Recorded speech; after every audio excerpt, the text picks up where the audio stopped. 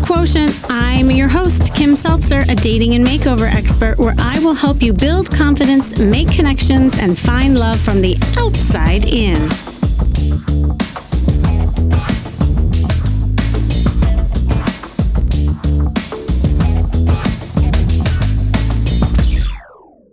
Hello, everyone. Welcome to Dating Real Talk. I'm your host, of course, Kimmy Seltzer. I'm a confidence therapist, dating strategist, and image consultant. And I obviously have a holistic way in helping people from the outside in look and feel their best so they attract what they want. And if you're new to the show, welcome. We are here every Tuesday and Thursday. We go live at 4 p.m. Pacific time. On Tuesdays, I have something called Real Talk Tuesdays, where you ask real dating questions and I answer them in real time. And on Thursdays, we are here to talk all about reality shows, where reality TV meets real life dating advice. And I always have really cool guests. And I'm really excited about the two guests I have today. Without spilling the beans too quickly, I want to build it up a little bit because this guy knows his stuff in pop culture. First, of course, I have my good friend, Allison Melody from the Food Heals podcast. Hello. Glad to be here. Cheers. Cheers. Got lots of hot takes, but I'm excited to hear our guests. Yes. The pop culture king. Yeah, exactly. Well, and we always have really good, conversations, but I'm super excited about our next guest. His name is Ryan Bailey. You may know him from his own show, So Bad It's Good. And it's good, let me tell you. He is a pop culture guru, commenter, actor, and now friend. So welcome. Wow, Dating Real Talk Nation. Hello. Wow. What an intro. I love wow. A guru. Nation. I was like, that's you are. Wow, cult leader or something. I will know in a positive way. In a positive, right? Yeah, finally, in a positive way. Such way. a good way. Yes. It's so bad, it's good. Well, but you're a confidence coach, right? Part of that, right? I am. Because I always think about this lately about the title of the show, So Bad It's Good. You're leading with the negative of the word bad in a title. Because we have a guest on that wrote the Gwyneth Paltrow biography this week. Oh. And when she created Goop, she put the two O's, G and P for Gwyneth Paltrow, but the two O's, there is something in advertising like Google, Yahoo. Those two O's are very successful. And I was like, man, if I could change, it's been 6 years, but if I could change the name to not lead with something like bad, like a negative word. Oh, that's so interesting. Yeah, isn't it? See, this is why I have you on here. No, I was like, it blew my mind. I was reading the book and I found that really fascinating because I just, when I came up with that name 6 years ago, I just thought that's a really kind of funny name. It sticks in my head. But the more you go on, even when I'll have guests on or you'll pitch to PR, they'll be like, well, is it negative? Is it bad? And I'm like, no, my taste is bad. The show is good. It's about what we all love. Well, okay, so this is a good segue in what I was going to ask you because I don't know everything about you. I know you two know each other a little bit more, but I would love to hear your story. Like, how did you get into all this and when did it all start? Well, I mean, really accidental in some ways in terms of like the podcasting and stuff, but the love of pop culture ever since I was a little kid. Like I grew up in Olathe, Kansas, which was a great place to grow up, but I wasn't into the stuff that, typical boys were into. And I grew up on a street with mainly all girls. And my dad was a traveling salesman during the week. So really with my mom and all the girls on my block, but I was always more drawn to music, TV. And this is pre-internet. So anything I could get my hands on, I was really just, I don't know, that was all magical. The fact that there was a place called Hollywood seemed like that was Narnia or something. Oh my God, right? Because I'm from the Midwest too. Like we thought it was like, Hollywood. It was like what dreams were made of. Yeah. And so that really all shaped my taste.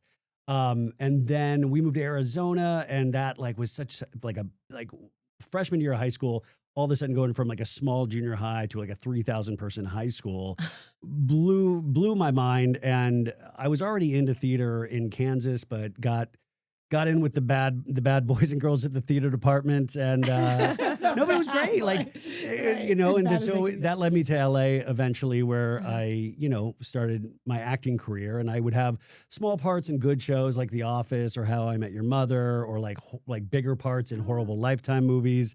And so I was a struggling actor, for, I guess in a way I still am, for a long time. And that's just all respect to actors. People don't understand how tough it is, that journey, you know? And Absolutely. even I know amazing actors that just never get their shot. Around 2019, like I always loved reality TV. That was something that I was always drawn to. I remember the first season of Real Housewives of Orange County, which is now like 20 seasons in next season. Isn't that crazy to It's think insane. that it was that old? Yeah. But I was like a straight dude that like was drawn to these shows. Like I would talk to my buddies' girlfriends or wives about these shows, but they never watched it. They watched sports. And I loved it, but I didn't know there was like communities of people that would talk about these things. Like in terms of general pop culture, movies and TV, you know, I'd read the Entertainment Weeklies, I'd read all of that stuff, Right. fascinated. But reality TV, it was that kind of secret, like, oh, do you watch that? Do you watch that? Yeah. And yeah, I found that there was an audience. And then podcasting, I would listen to podcasts, but it was never a pop culture or reality show. It was more news driven or like serial, true crime. And then I was like, I wonder if I could do that. Anywho, it started off right before the pandemic. And then that became, I think like a lot of creators, you were alone in a room. And so I would just do these insanely long, I would do like 6-hour podcasts. Get out. Well, yeah, because I treated it like drive time radio.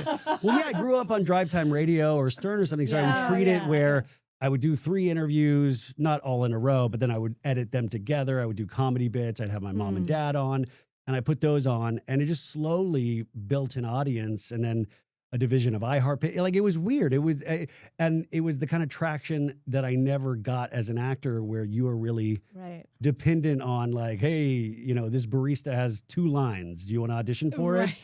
But this, I could say whatever I wanted, even if it was wrong, even if it was bad, I could put it out there and just see what happens. And that takes us kind of to today in a sense. But it's been like 6 years of, I mean, when people, like in acting class, your teachers would be like, you got to work so hard. You got to put your 10,000 hours in to be an expert. This is the one thing where I'm like, I've put my time in, you know, and it's really exciting. My job is to basically watch television. That's the best job I've ever heard of. But as a kid, that was the dream. Like, I said this, I feel guilty sometimes about the influencery kind of parts of it. Right. Like Warner Brothers sent me some great DVD boxes. And then I was like, do I post this? I don't want to be too braggy. Like, I'm getting free DVDs, but that was the goal. Like if I could get screeners to shows before they came on the air, I was like, man, that would be amazing. Like I never made it in Hollywood. Well, I never think about the money aspect that's great. But like if I could just have access to shows, like to the stuff that I loved as a kid, are you kidding me? Oh my God. So sorry, I just overtalked a lot. Yeah. No, but I asked. So I know I opened that door. And I'm sure everybody like in the Midwest, are they in awe of you now? Like, because the Midwest, they get excited. I mean, scared of, awe of, like, I mean, it's such a weird, specific dream because I don't think, I was talking about this with somebody this morning, was when you're a kid, you know, if your parents are like, I want to be an actor. No, you're going to go to school. Now that thing is like influencer or podcaster. Like if you go to, you're like, I want to be an influencer. No, you're not going to be an influencer. You're going to go to school. Everybody can have a podcast. In fact, anybody watching or listening right now, you will have a podcast within the next 3 years. I mean, because no, it's true. We can all do it. I did it with just a laptop and like a $20 subscription to places that would load it on like Apple Music and Spotify, you know? It is. And if anyone thinks, oh, it's oversaturated, but you know what's oversaturated? YouTube and TikTok. You know what's not? Podcasts, because there's like over 2 million podcasts. Guess what? There's only 385,000 that are actually actively releasing new episodes. Or they'll release 3 episodes. And then, you know, that's the thing, is that sticking to something, whether it be relationships or dating, whether it be, is that commitment. And also what I see all the time, and I think we've talked about this before, is that people want to see immediate results. And bingo. Podcasting or any industry, you're never going to, like, it's a relationship. Kind of, right? You got to date, and then you got to put in the work. Yes. And you got to be consistent. Exactly. And that's really hard. Consistency is really hard. It is. Because it is already, you're climbing this uphill battle to even put something out. That's like, I can't, I don't know if I can do it. I don't know if I have anything to say. And then they do that. And it's such a like, wow, I did it. And they're like, oh, I have to do it again? Yeah. You mean I have to do it the same thing again? Like, and Right. knowing the hell that they went through in their head. Yeah. But you could transfer that to relationship. You can transfer that. Like, I'm trying to like be on a health journey right now. I'm trying to drop weight. I'm trying to exercise. Oh. And the fact that I have to do it every day kills me. You're like, I just did that I'm yesterday. like, I just did an Yes. hour. Are you kidding me? And when you're away from it, it's hard to get back in it. Oh, it's so, and then, right? And until you get consistent with it and practice. Well, and it's funny because we talk about this, and my whole thing is dating is a skill. And if you haven't I done thought you were it, about to say a scam. And I was like, well, no, Yeah. it's not a scam. Sometimes. It's so It is a much fun. scam. Well, Depends how much podcast you listen to. the pop culture part maybe, but no, and dating is a skill, and if you've never done it before and you've been maybe only in relationships for a long Yeah. time, then it has to do with confidence, like, and it's everything that we're talking about, and which in fact the show to me has been about the Golden Bachelor, which we'll get into in a second. But yeah, no, it's well, that's why I was blown away when you said confidence, because that is something I've struggled with my entire life. You know, it's Ah. like these moments right here.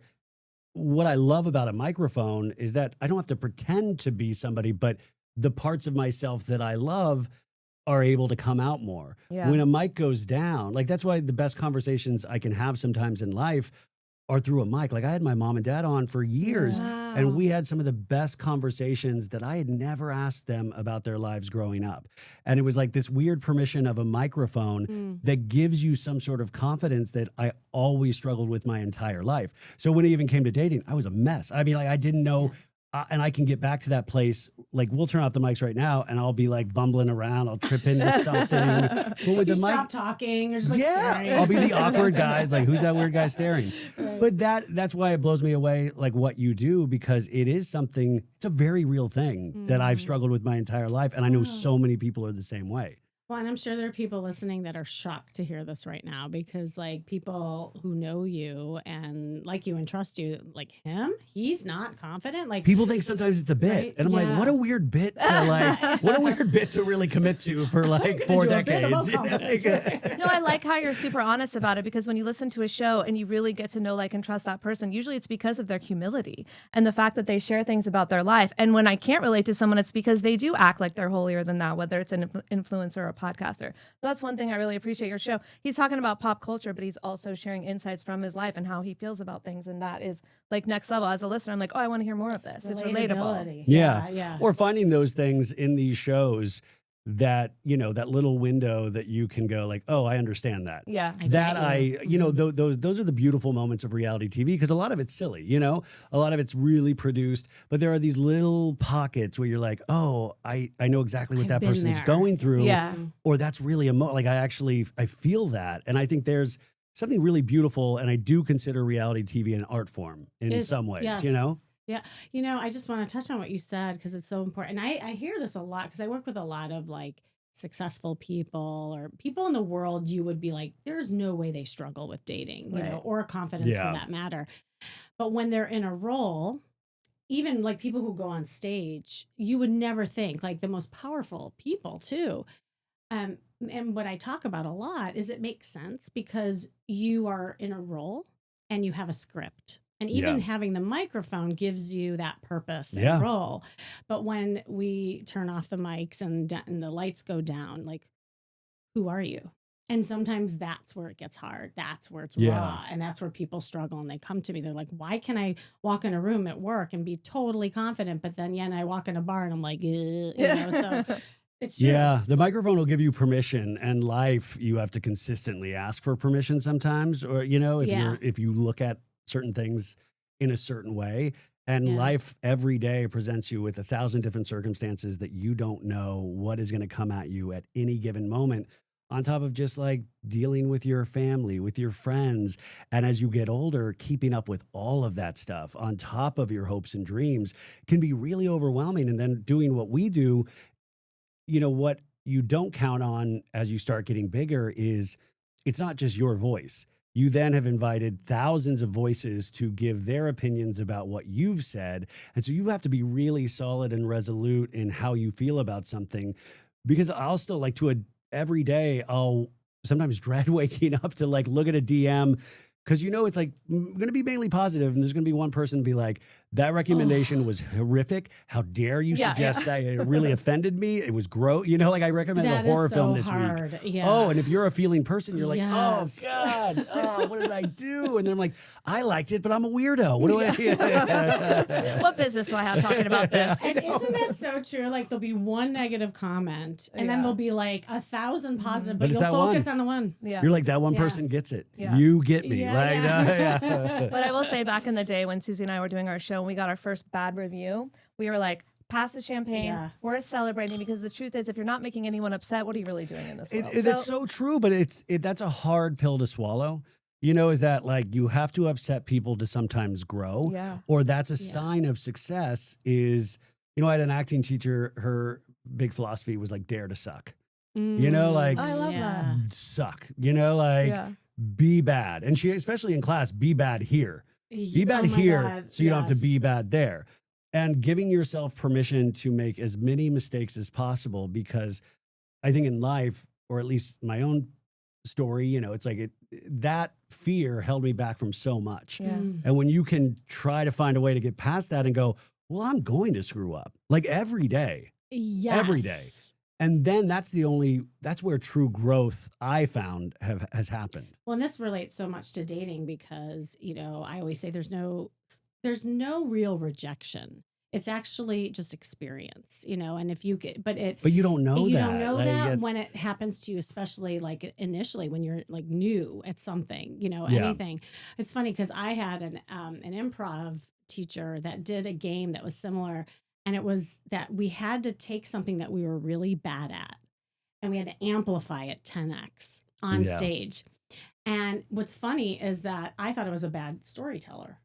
You thought you were. I thought I was. Uh-huh. And so I went up there and I pretended to be A bad really storyteller. bad. And it was so bad that it was good. Yeah.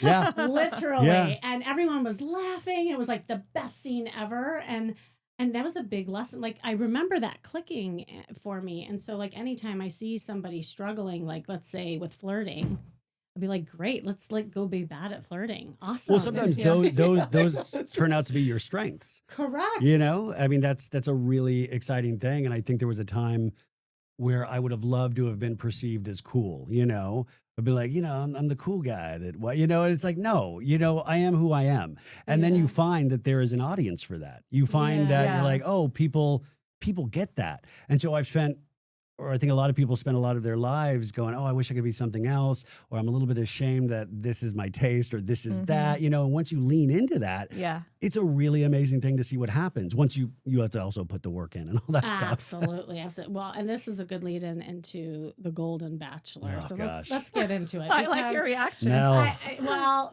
See, to me, this show and what I love about it is all about sexy confidence. Like, this is about like later daters and how people lose their sense of, confidence.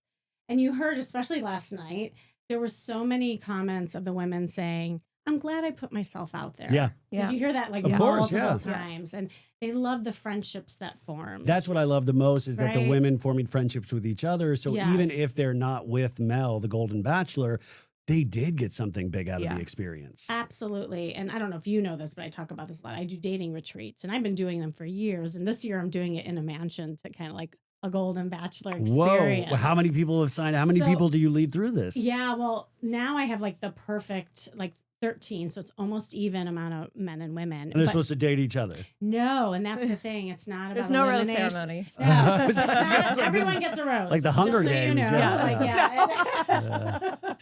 Actually, that would be Yeah. interesting. No, we're good. Yeah. So bad it's good. Yeah. Yeah. Well, so everybody gets a rose, and it's not about elimination, it's about transformation. And it is about the sexy confidence and teaching people from the outside in how to find love. And so it gets really deep, and we have a lot of fun. And Allie comes, and she's my film extraordinaire. And what's the age range on this? Everybody's over 40. And I have somebody going up all the way into the mid 70s. And it's, Wow. it's beautiful. And the friendships that bond, like to your point, Yeah. that's really what everyone leaves with. And they always say Yeah. at the end, Kimmy, this really wasn't a dating retreat, was it? I said, oh, you got that finally. What is this? Sexy Like- confidence. Yeah, they're like, it's me. It's Yeah. me.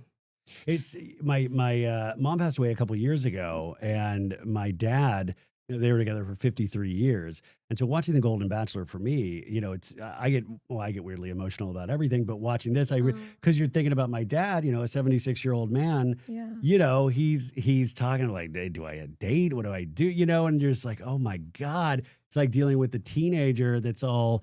There's so much into it. Yes. So when you're watching these people, what I love about the conceit of the show is I think there's something fascinating to watch about people who have loved and lost and still want to love again. Yeah. Is Yes, that yes. that story is not over, and that so about the Golden Bachelor this season, it really Mel Yeah, kind of what's your screwed. take? Well, Yes, Mel I'm kind of sure- yeah. screwed it up because. Well, in a sense, Yes. because he went on a podcast, Yes. all I bad things happen in know. podcasts, and he said, he doesn't want to date a woman over a certain age. Well, dude, you just agreed to do a show where all the women are over that age. Right. So what are you saying about the whole process, and what are you telling those women who are taking a risk, right? Yeah. And so already you're having to then convince the audience that, what I said, I'm so sorry for, and I didn't mean. And you can only imagine, because when you watch these things, you want to be swept away, and you don't want to be thinking about like, man, the ABC executive's got to be pissed at Mel. Right. Like he's had to really kiss some butt now. But then I like it, but it's already an uphill battle. Last season with Gary, I really got into that one. Like I was Yeah. hook, line, and sinker. And Gary, I think it was because my mom had died, his wife had died, and this beautiful story. Mel went through a divorce, and we didn't get to find out all the full details of that. That's what's I interesting got the details. too. Yeah. You know the details? Was You it know you? the dirt? Yeah. She left him for a woman. For what? What? Okay, where maybe did I you watched get- some TikTok late night drunk. I don't know. Wait, That's wait, what I wait, heard. wait, wait. Yeah, This that's what I heard. changes Yeah, everything. wow. That's the show I want to She just see. spilled the tea. What Yeah. is it?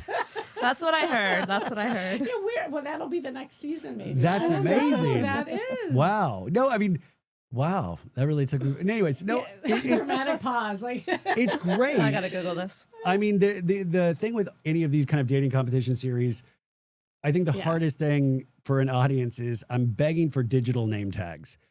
Just put a digital because that's when I take notes on Yes. these things, I forget half the women's names, and I Uh-huh. hate that because they have Yeah. these beautiful stories. right. You know, I'm you're the like, same way. No, we admit because I'm always with my notes. I'm like, what was that woman's name again? When the white dress, like I know what she yeah, looks I'm like. like the puppet lady, The and then puppet- the oh, lady yeah. driving the dirt bikes. She and was the, there last yeah. night. The puppet Yes, lady. yeah, Yes. the I still don't remember her name. yeah, exactly. See, that's exactly what we're. But she's memorable. Yeah, See, yeah, the yeah. puppet, right? Well, they all have these little things, and I think this season I'm more entertained by the relationships between the ladies, but I do find it fascinating the one lady that was not there for the right reasons and wanted to be more of an influencer. And Yes. Okay, I we do know her have name. To talk Nicole. Nicole.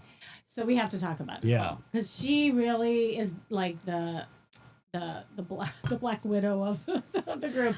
I don't know. And I'm just first of all, I have so much to say about her, but I wanna hear from you. Well, I mean, there's like a lot of different ways. From a humor aspect, it's Yes. hysterical. Yeah. You know, Yes, like you're like, yes. oh, you want to be an influencer? Great, perfect. Yeah. We need another one of those. But then There's not enough in the world. It harkens back to the Bachelor thing. You're not here for the right reasons. We've seen that again and again. Right. So it's a little different with this set of just the age range. So that's interesting. Then it's really unfair to the other ladies. I guess it's unfair to Mel. And the fact that she was like doubling down last night and Yeah. just saying like, hey, I was there for the right reasons, but if I happen to get a following, it's not gonna, or maybe I could be the Golden Bachelorette. Who Yeah. knows? And I think that's the thing is in 2025, we're looking for something. We're looking for sometimes brutal honesty. Yeah. We don't want to be lied to because we are inundated every day with influencers and influencer culture. Is that I would rather 2 minutes of real than 2 hours of BS. And so I think we're also lied to a lot. So I don't want to waste my time watching shows that promote people just lying to us Yeah. because they yeah. want a higher follower count. Yeah. Right. Yeah. right. But I'm a stickler about that, as I get older. Okay, so I want to bring it to the real world for a second. Like, let's This is just the real world. say, let's just say she's a real person in real life, and she is who she is, Nicole. Like as a man, because we kind of talked about this last week. Is that like her vibrato, the way she was, how she led with sex? Is that attractive to a man? Like, we're idiots, of course. I mean, what do you? Wait, I mean, no. Unfortunately, no. But it's like if you were Mel, right, and you're already like, I don't know what I'm doing here, and somebody makes that decision easy for you, they just come up to you and put a kiss on you and stuff. And you're like, well, that felt pretty good. Like that wow, maybe it's like a spell. Yes. A little bit. Yeah. I felt like Mel was in a spell. Yes. Mel was in a spell. Because there are other women trying to play it like the right way of like, want to be respectful. I don't want to monopolize time. And unfortunately in this world, you know, it's like those people that do bust in there, those people that do make themselves known, even if they're annoying to the, you know, the most of the women there, she still got really far. Yeah, she stood out. And you know, a lot of the women said it last night. They were like, I wish that I had been more forward. So there's almost something to admire about. Cheryl said that. Yeah. I don't like, I personally didn't like her behavior, but I understand why she did it from the perspective of, hey, I'm in a competition, I'm in a show. She said it. She said, I'm not dating Mel, I'm dating America. And so she told us who she was, whether we wanted to believe her or not. But the women saw who she was. But the only good thing that you could take from there is like, okay, maybe I could be a little bit more forward so that I could get to know this guy. Because obviously sex sells, sex works. Yeah. Yeah. Well, and this is what we see. Well, what did you think? Because she led with confidence. Yeah. Well, and I want to talk about the difference between confidence and arrogance too, because, and also insecurity, right? Like sometimes they all look the same and they're not. But what it speaks to, and I'm glad you just were honest about like sex sells, because this is what we were talking about. There's different phases in dating, right? Like we're talking about that first hit. And I was in Denver actually yesterday, and I was talking about Love is Blind, and we were talking about that's where they shot it, right? Exactly, it was the Denver cast, and they wanted my take on why didn't anybody get engaged? Sorry, spoiler alert, in case, because we haven't really talked about that. On I the think show. even if you watch a couple episodes, you'd realize they're not getting engaged. Exactly. You'd have to be a therapist to figure that out. But the thing that I talked about is that in the beginning, I talked about my 4 C's. And in the beginning, there has to be something compelling. This is where the spark, the flirtation, the just fun, and this is where everyone should be. I mean, Nicole did well in the beginning because she led with that. And that's where some of the girls who didn't should have. Like, we all have pitfalls in different stages, right? So Nicole shined there, but I could see it slowly unraveling when it started getting more serious. And then we started seeing the other C's, which is chemistry and then compatibility and then finally compromise.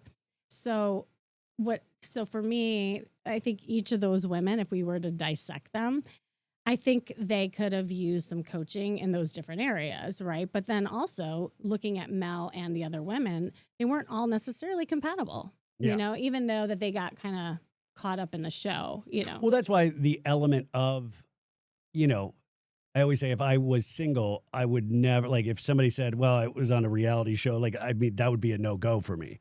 Just because as much as I love it, I do not want to date somebody ever because I feel like that's a really specific decision you're making for yourself. Oh, yeah. That really says, who really truly at the end of the day is there for the right reasons?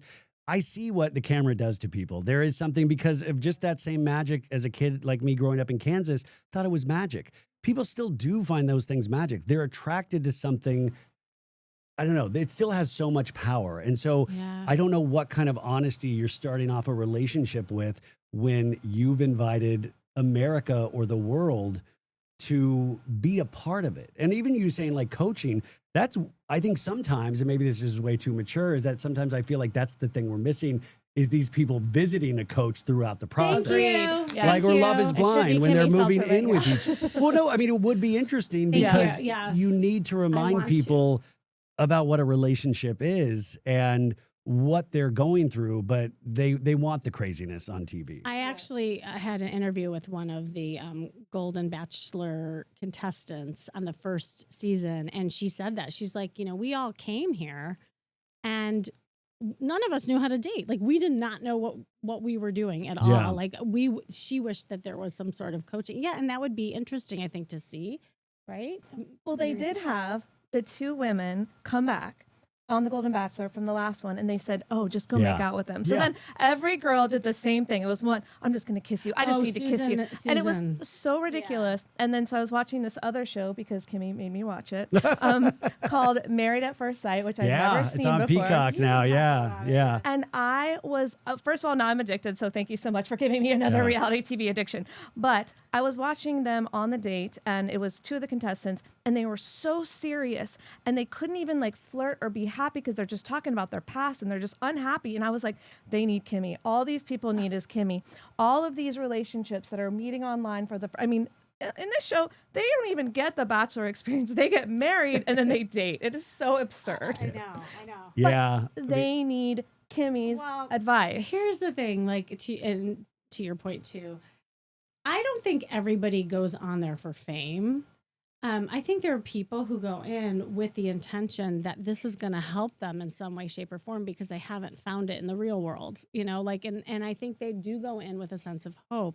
Like I could read some of the people, like I felt like it was genuine, especially in the first season of the Golden Bachelor. The Golden too. Bachelor, I mean, that's a Right? little Like, different than Love is Blind. I You agree. know, I like agree. Yes. Love is Blind, you're 9 Yes. seasons in, it's a Yeah. hot Netflix show. And these like are, Totally. it's not, Love Island. Well, I would love to see a season of Love is Blind 40 plus. Me too. Because Oh my God, then I said that too. the stakes are way different. Yes. If you're young, you're not even thinking fully. Like half of these dudes, their frontal lobes aren't even developed, it seems like. I know. And so I'm supposed to trust that they're going to get out of those pods and then, they're going to really commit.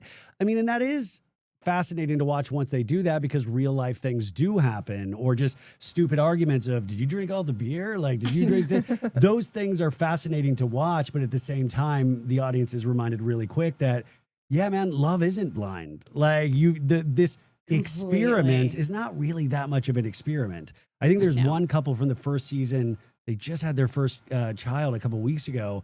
They are going, what's her name? Lauren Speed something, but they're a beautiful couple, but they're the exception, not the rule, or Love Island, to your point. Like, do I watch Love Island thinking or even wanting any of these people to be together long term? No. It's entertainment. Are you kidding me? Like, And they don't either. They just want an Instagram following. no, exactly. It's the younger crowd, I think. They you're just right. want some Yeah. MeUndies sponsor. But I think what's interesting, the audience then therefore has to have some tough conversations with themselves where, Love Island was like it's a commitment like a relationship. You're having to watch this thing 7 days a week sometimes. And you're like, why am I doing this? Like, what am I doing? When Like, you're catching yourself. yeah, like I've lost touch with most of my family and friends because I've committed so hard to this show. And then at the end of the day, this isn't You're love. not living real life. Yeah, I'm watching this guy lose his abs over the course of 2 months, Yeah, well, it reminds me. So all of the shows, they're in some way, shape, or form have the sense of this time bomb. Like they have to. Oh, by this date. Yeah, exactly. Like that's not real. Like, What do you mean? That's not how relationships work? Well, I want to hear about yours, so we'll get to that in a second. But but it reminded me. So I used to do matchmaking. Some people don't realize that. And Have you done a reality show in terms of like, have your matchmaking skills ever been on a reality show? I That's would what we're like working on. to. So Oh, yeah, go wait, to, is this- go are to we doing a commercial right now? Is that what this is? KimmySeltzer.com, Yeah. And I can be the. Thank you for that. Yeah. Right? Yeah. But the thing that was interesting as a matchmaker is that people. I mean, my background's a therapist. I've always just more or less believed that to empower people and break patterns and habits. That's all it really is. But as a matchmaker, people would come to the service thinking that it was like Disneyland, that somehow I had these magical people that they couldn't find in their real life, and it's like, find me a match, that you have the power. And I almost feel like the reality shows kind of have that, like you have the power, and what's so funny is that then I started coaching people on the side. The only people who were successful were the ones that I coached. And by the way, they ended up finding people on their own. Yeah. So what did that say? Because you gave them the Right? tools. Yes. Exactly. You know? The same patterns exist. I don't care. I can put you on an island full of like beautiful people and awesome people that you're looking for, but the same patterns are going to exist. Right. Well, that's what I mean. I think coaching with anything is so important. Just like I worked at an acting studio for so long. And I think when I was a kid, I always thought like actors just magically have this ability. They have this and they practice by themselves and all this stuff. And then you realize No, man, they work. They're in classes. They're work. Art is sometimes done by committee. And then they filter all of this stuff. But some of the best actors, they work their butts off. And I think with anything in life, but sometimes, like, I know for a fact, I know I can podcast. I'm like a caveman. Podcast, Anything else, I'm confused. I'm like, how do shower work? Like, but podcast, I know. Right. But everything else, I always just tell me what to do. Just tell me what to do. Tell me what I need to, and I'll do it. But the only thing that I usually am pretty confident in is I know I can do the mic and I know I can edit it and put it out. Yeah. But why? Because you've been doing it for so long. Yeah, repetition. It goes back to what we were saying before. And if there's something that you just do it, either we've had negative exposure to it or we just don't like it. And that's fine. Like I always say, like farm out the things you don't like. Like we always talk about that in business. Yeah. Or maybe it's something that makes you uncomfortable. And here's what I say in dating, like, if there are things that are making you uncomfortable, like being vulnerable or flirting or having a conversation with the opposite sex or making eye contact, then I say if it makes you uncomfortable, actually do it because no one changes in a state of discomfort. We only change, in a state of comfort. We only change in discomfort. So it depends on the comfort, I guess, and the confidence. So, going back to the show. So what did you think of Debbie? Which one is Debbie? Debbie was the one that got eliminated. And she got put on the couch. She has the brown hair from Denver. That's the one with the yoga studio. Yes. And she had never been married before. Never been married, no kids. She was the one that really had a problem with Nicole, the influencer. Yes. She really. She was the first dig. Yeah. Yeah. I mean, I feel for all of their journeys. I felt for hers though, because I think she's like 62 or 64, and never been married. Which is all great. But it's one of those things that when you open up your heart like that and you're like, well, this kind of feels good. And you get yourself in that position of, oh, maybe this could happen. Yeah. That's really hard for once that gets taken away. So I really felt for her, especially because you hope it encourages her to keep opening up. But a lot of people that will happen and then they'll close up even tighter. Yes. And so I always wish with these shows we get like a doctor's appointment, like a 3-month follow-up, a 6-month follow-up. Doesn't have to be long. Just tack it on to the end of a Bachelor episode. I agree. And, I want to see their progress in a sense, because at this point, I'm not so concerned about Mel's journey. I'm more concerned about the women's. I so agree. What's your take on Debbie, especially last night? Well, yeah. I mean, you remember we talked about Debbie before, and I really adore Debbie. And I think it was Mark last time who said, Debbie gives us all of her, but there's a sense of sadness about her, and I felt that too. And I just want to, first of all, Debbie, I love you. I think you are going to find true love. Is Debbie watching? But just in case, if I ever talk, about someone, I want them to know that I still accept Nicole. You can. Anyways, Nicole, you know what you are. Yeah. Good job, honey. Okay. So Debbie, I really feel for Debbie, and I think Debbie has a heart of gold, and I think Debbie is going to find love. I think perhaps if she worked, and I say this from a person who also works on their own trauma, works on that, so then the leading with sadness doesn't come up so much, so she can lead with all of her fun, fantastic, beautiful qualities. Yeah. And I'm really glad she got her chance to ask Mel her question last night. And I was actually wondering, Kimmy, if you thought that Mel was truthful in his answer, because the question she asked had been something that Kimmy has mentioned multiple times. He didn't pick her, and this is why I think he didn't pick her. And then she asked the question. So what was your take on that? Right, and it has to do with because she doesn't have kids. And I see, and again, I don't think it's for that reason, just to be clear. I don't think Mel is even in tune with it. But, Mel is a family man, and he has kids, and I think he just was kind of drawn to the women who were mothers, and had that kind of family. Well, because there's a language there that they understand. Exactly. So it wasn't that I think he was intentionally like that, and I don't think he was lying when he said no, that wasn't a factor. I just think there was a comfort level with the family, kind of thing. I have Gary Turner, the Golden Bachelor from last season. He's on So Bad It's Good next week, and we did that interview last week. His book comes out, and I got to tell you, it's only 200 pages, but I found it a really fascinating read because he's very earnest, and he really takes you through, like, especially after they got married on national television. Uh-huh. And then what that relationship was like from then on. You know, it's like you deal with the realities that is not glitz and glamour. Like she has a small place in Yes. Jersey, like her makeup was like over the sink. He didn't have a place. He couldn't he wasn't even able to sleep in her bed. She had work, so he had to sleep on the couch. And like it was very interesting.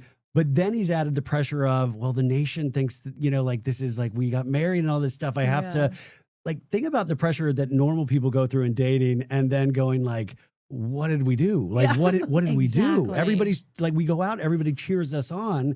And if you are an older person not used to dating, like you can really make a mess of things, We can all make a Absolutely. mess of things. But I thought, what an interesting thing to be kind of celebrated on television for being the first Golden Bachelor and for finding love.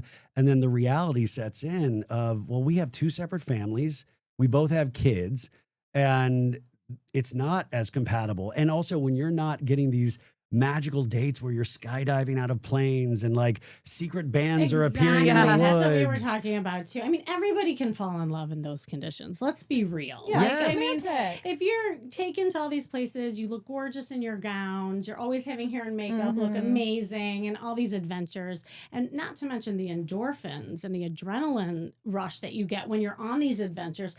It's a love potion. Yeah, Like I mean, everybody. If you can't find love on one of these shows, then that's a Then problem that's a because problem. they're giving you. I mean, I want to see a show where they make the contestants plan the date, like for real. Like I want to, Yes. Gary, you got to plan the date because these producers are planning all the dates. And like, how many dates have you been on where you're in like the beautiful wooded picnic, and then all of a sudden it's like, ladies and gentlemen, train, and the band plays. Like that doesn't happen. Exactly. Well, to your point, so this is my show, right? Like I want to do where I am coaching people to go on dates and then helping them along the way and to see if they can get better at dating and also being a better picker and vetter. Like Yeah. that would be interesting to take people through a journey, and it's funny that you mentioned that because see, Love is Blind has the same thing where people like Gary and Teresa, they were just relating to each other on the chemistry wheel, like physical chemistry, the emotional chemistry, and all the stuff that the set created and the experience. But compatibility is the next phase. And that's where like the Love is Blind people also failed. Like when you saw how people lived, their values, Yeah. the family, the religion, the communication styles, how people cleaned and didn't clean. Like we saw everything, but those are real. Like what Gary said about, the makeup being all over. Like, and then if you get past that, then comes, well, okay, are you able to compromise? Because you're going to have to give up something to get something. And think about it, once you're a certain age, you don't want to compromise anymore. No, yeah. That's Like it. you've built a life for Yes. yourself. You know that you've built like, wait, why am I having to change everything or have to give up anything? And I thought that was like the fascinating part of his book, but it just gave you something to think about as well. So people that are getting older that like know themselves better, that's really, really hard to be like, well, I have friends, I have all of this stuff. Do I really want to give up? And that's, I mean, the antithesis of love, because love is a feeling and obviously then it's actions and building up trust and commitment over time. But that doesn't happen in a 2-month controlled environment. No, not at all. And to your point, later in life has happened, right? Like people have to negotiate trauma and failed relationships. And so there's another layer to that. And also that too. conversation of, we'll be together for the end of life, Till potentially, death do we part. unless Yeah. there's some weird medicine that gets invented in the next couple of years. And that's something to Right. negotiate as well. Do I trust this person to take care of me, or would I take care of this person? Like I was Yeah. watching my dad be a caregiver to my mom in those last couple of years, and he was really good at it. But just imagine all those people that don't have that or something, Yeah. Okay, that was a bummer. Let's move on to the. No, but it's right. Imagine all the people that just don't, you guys. Anyways, great show today. All right. And scene. We got there last week too, don't We're we? all going to die. Yeah. We can get deep here. We It's all get good. deep, but we get silly and deep, but that's what life is all about, right?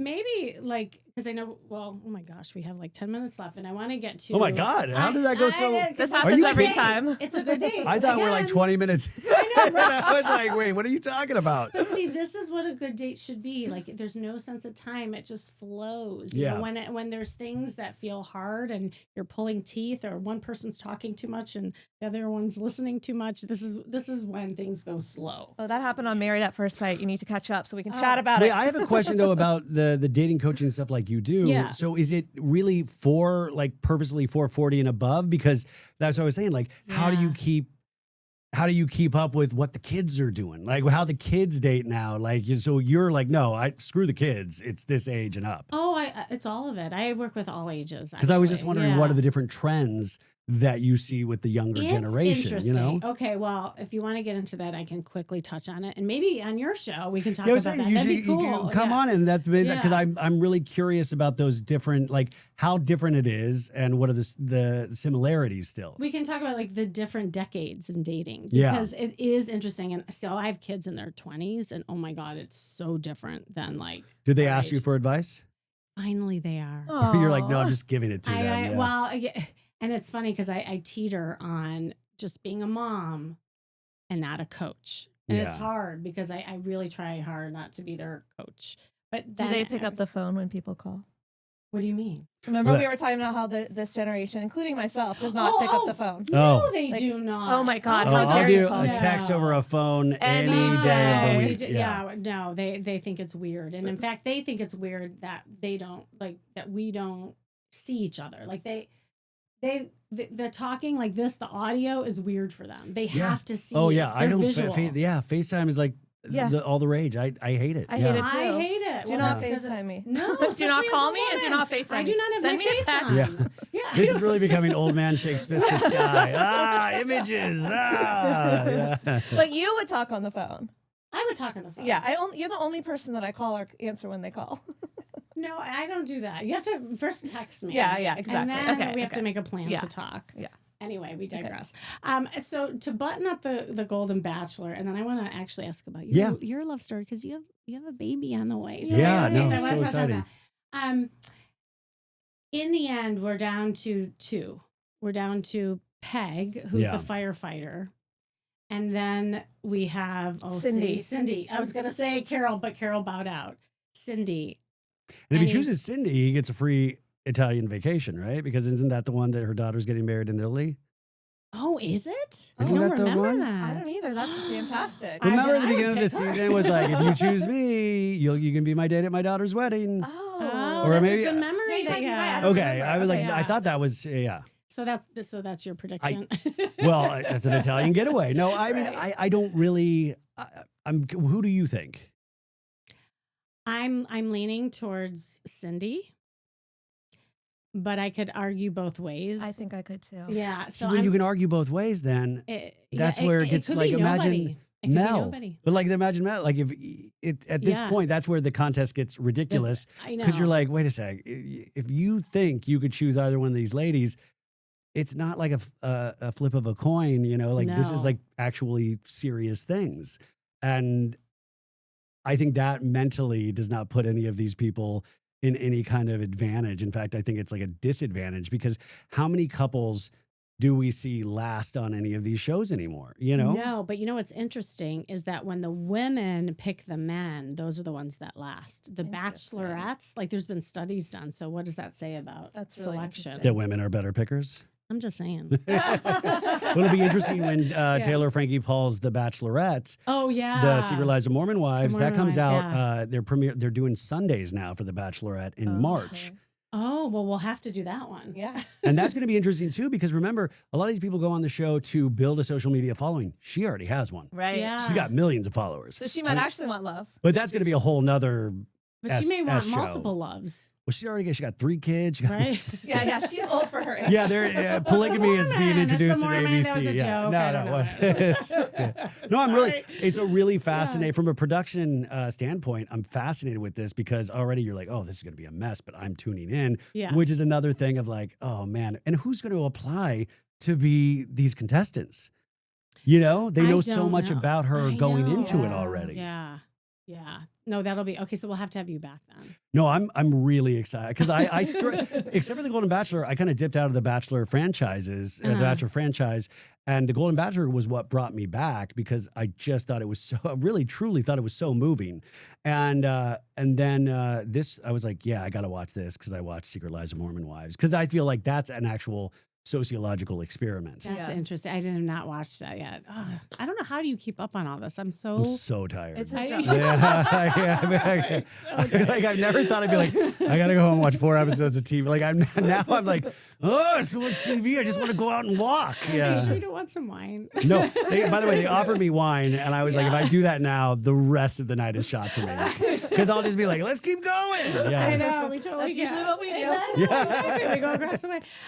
Okay, so your love story. I want to hear. So how did you meet? We met on Hinge, which that was the Nice. first dating app. Well, see, so I guess I was in two long-term I was in a long-term relationship from high school to college. We moved out here together. Then I was in a long-term relationship that was a marriage, actually. Oh. And then that broke up. So I missed all of the dating app culture and all of this stuff. And so I met her during the pandemic or like on the very tail end or right. And it was one of those, I mean, I think what was different than anybody I've been with before was that it felt, I think I come at a lot of things with fear, you know, like, oh, does this person like me? And I felt that a little bit, of course, but it just, I laughed so much. You know, I was like, oh, I really laugh. But at the same time, when you come out of a long marriage or something like that, or on top of a pandemic, there's a lot of, you're like, you know, you're like, oh, people like me? Like I was like, you're like, oh, I could go here or I could go. Right. That's a really, It was weird. that's a really Tiresome. tough thing to wrap your head around or something. Yeah. And so I will say the one thing that I keep coming back to even now is just that I will genuinely laugh with her. Like she'll make me laugh. And the fact that we're now having a child together, you know, and especially for me later in life, I never thought this would happen, you know? And that's why you got to use condoms. So no. This would like, we wanted this, but I never thought, Oh. like at a certain point I had given up on Yeah. that dream. Yeah. So the fact that this is happening and it's going to Wow. be a little girl and there's so much of that of like, wow, like our lives are going to be completely changed in Yes, so it many will. ways. But there's something really amazing about this. And we're going through this together. You know, like when Yeah. I came to here, like we had a really bad night last night. She was not feeling well, up most of the night. And, you know, just watching what she goes through and her body goes through gives me a whole different appreciation. Like, I don't even know how men have convinced anybody that we should be the leader of anything. Like, I like what she's going. I'm like, this is insane. It's insane. I wouldn't last like a week in pregnancy, you know? Yeah. You can call me anytime. Like, you know, like when it gets to that point and you have the baby, I've been through it. I know it's. Oh like yeah. She's like, nothing hey, else. you know, you're not going to sleep for the first 2 months. And I'm like, yeah, like, I mean, like every day it's like, so, you know, you're not gonna, I'm like, yes, I know. It's gonna like, so it's like, we're going to have to switch off. Or she's sending me like 100 TikTok videos while I'm next to her about like, we're taking our first baby class like next week where, you know, like teaching you how to swaddle and all of this stuff. And, Oh, great. you know, but the relationship itself has been, once I was able to get out of my own way, I think that was something that I was like, oh, yeah, yes. And so to me, I don't know, it's really amazing to truly feel like this is my best friend. And in previous relationships, there would always be a roadblock or always I'd be scared of this reaction or scared of that reaction. And I can just be who I am. And she's very accepting of that, but also encouraging me to go further or to be better about something. I love this. Is there anything, and I know we're almost out of time, but is there anything that you can pinpoint that you did differently this time around to attract someone that was like this for you? Well, I mean, I was like, well, on the app, I just hit the button. And then, Come on, we're getting a little deeper here than the button. the thing that I think was different, I mean, really, I think my mom dying was, I mean, truly, I mean, that's the thing I did differently. It made me think about life differently. Mm-hmm. And it made me realize more of what I wanted my future to be. And like all of this stuff with whatever happens in my career or something, it's amazing. And I've dreamt about having opportunities like this my whole life, or even be able to meeting you for the first time. Like these are really exciting things. It's really cool. But at the end of the day, I've got to remember like what does matter, and relationships matter, and building a life matters. And you've got to really be careful. Like I had a great TV director, Richie Keene, that I'm buddies with, always said, in acting or anything, you'll get your shot. Like, you know, if you keep working, you'll get your shot. But you're going to miss out on a lot of other things. He's like, at the time, he wasn't married, he didn't have kids, but he was a TV director, you know? He's like, but look at all these things I didn't have. Yeah. And you've got to remember that. So even in the midst of like what somebody can consider a success professionally, your personal life, like my personal life was a mess for so long. And so there is that thing of trying to invest in that, and also giving yourself permission to be happy with it. Because I think none of us give ourselves permission to be like, this is kind of nice. Like, this is nice. I like this. And that's great, you know?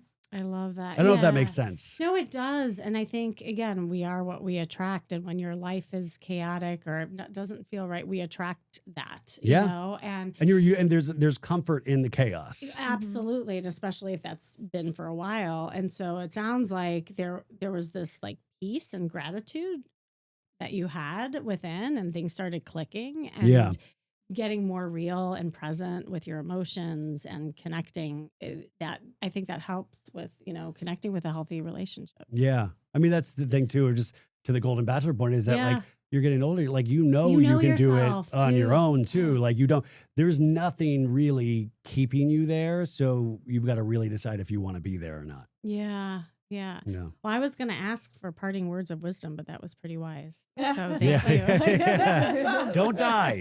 Don't die and push the button on Hinge. Thank you very much. Work those thumb muscles, you guys. No, I always feel, I wish there was a better thing than Hinge. I wish it was like I was at Trader Joe's and I took a risk and went up to, you know, like that sometimes I think apps have taken away some like romance. Those. But I still believe in it, and I've still seen it with my clients. And that gives us hope. So everyone listening that's like, F the apps, it's like, well, you just met your person and now they're having a baby. So that's a great romance story for everyone else. But I remember in my 20s, in between the two longer relationships, I remember there was this girl at a restaurant. I think she was the hostess, and she was being really nice to me. She's a hostess. Like, that's her job, right? And I was like, wow, she's really like, and I was like, and my friends were like, go get her number, go get her number. That's like, was really unheard of for me. Like, I was not the guy to do that. And I finally got the courage. I was like, can I have your number? And she gave me her number. And I was like, whoa. Never called her. Because it took that much to even just get the number. You should have come to my retreat back the number was like, that's the thing. And then I'm like, wait, I have to call her now?